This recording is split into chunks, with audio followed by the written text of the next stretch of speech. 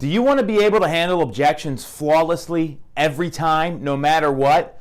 Check out this episode of Agent Hacks. I'm going to go over a bulletproof formula to handle objections and some of the keys to be able to get yourself in a mindset where you are handling them every time, no matter what. The real estate industry is full of people doing things a certain way because that's how they always have been done. These are not those techniques.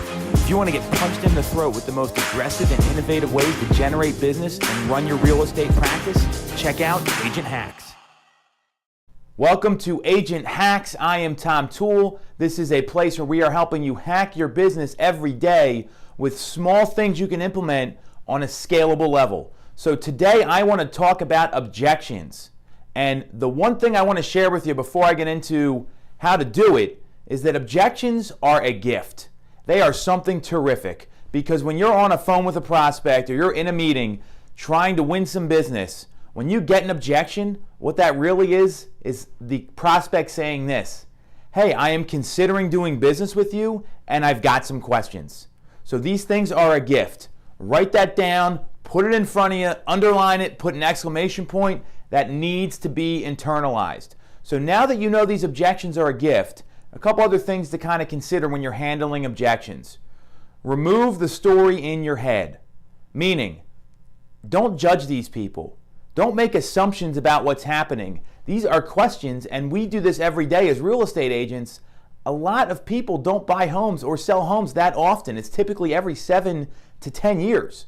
So almost like a decade. Think about that. So get the story out of your head. Stop making assumptions about why the objections are coming up, and instead try to get clarity on them. Understand where they're coming from and don't talk too much. Salespeople talk way too much. Instead, ask the right questions, and when you're unclear on something, use language like, tell me more about that. Could you clarify? And that's going to get you to the root of the objection. The other secret about objections is they're easy to handle. Meaning, I've got a simple formula behind me here I'm going to share with everyone, and if you want to role play it or you got some objections you want me to handle, just shoot me a message on social. I'd be happy to work on it with you. But what it is you want to create agreement.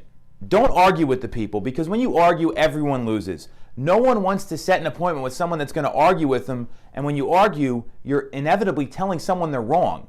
Who would want to meet with someone like that? Not me. So create agreement. Then handle the objection.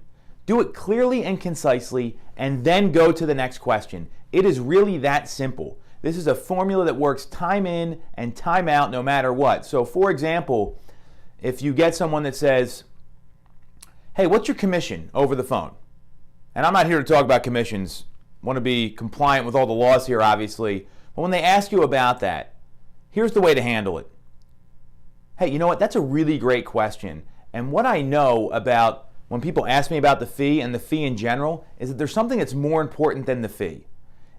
It's if we feel comfortable working together. Because if you don't like me and you don't believe I can help you sell your home or help you buy a home, then it doesn't matter what the fee is going to be, because you're not going to work with me anyway. So let's focus on the most important thing here, which is the relationship. And then once we get past that, we can talk about all the details and how to move ahead.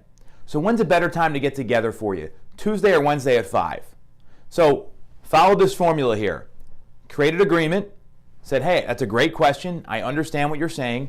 Handle the objection. You heard the handler. And then move on to the next question in the script.